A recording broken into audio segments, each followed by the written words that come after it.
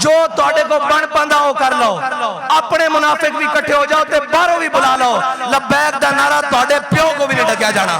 دلے یار یہ ہے کہ حضور کا دین تخت پر آئے، اسلام کا پرچم بلند ہو، حضور کی عزت و ناموس کی بات بڑی دلیری کے ساتھ ہر مقام پر کی جائے۔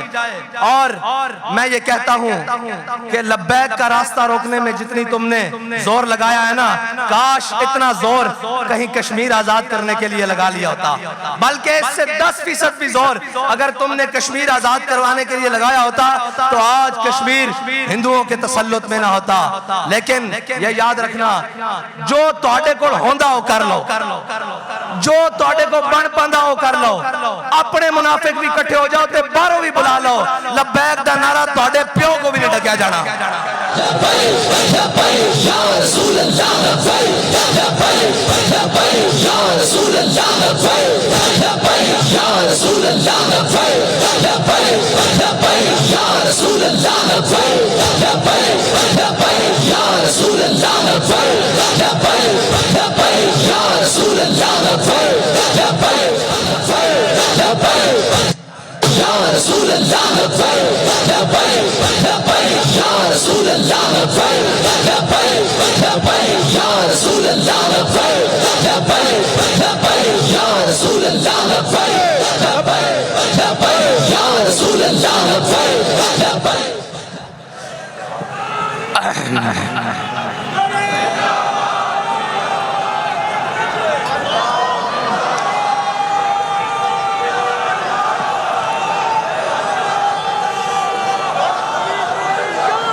بابا جی نے 12 ربیع اول دے موقع تے گل سنائی سی کہ مسلمانہ نے میلاد النبی صلی اللہ علیہ وسلم دا جلوس انڈیا چ کڈیا تے جناب ہندو او درخواست لے کے جدو جلوس آ رہا سی تے پہلے ہی جناب اتھوں دی انتظامیہ کول چلے گیا کہ انہاں نو روکو۔ انہوں نے کہا جی کیوں روکیے؟ انہوں نے کہا جی یہ جڑا نعرہ لاندے ہوئے آ رہے ہیں نا، سانو یہ لگدا کہ اس نعرے نال ساڈے مندر گر جانے۔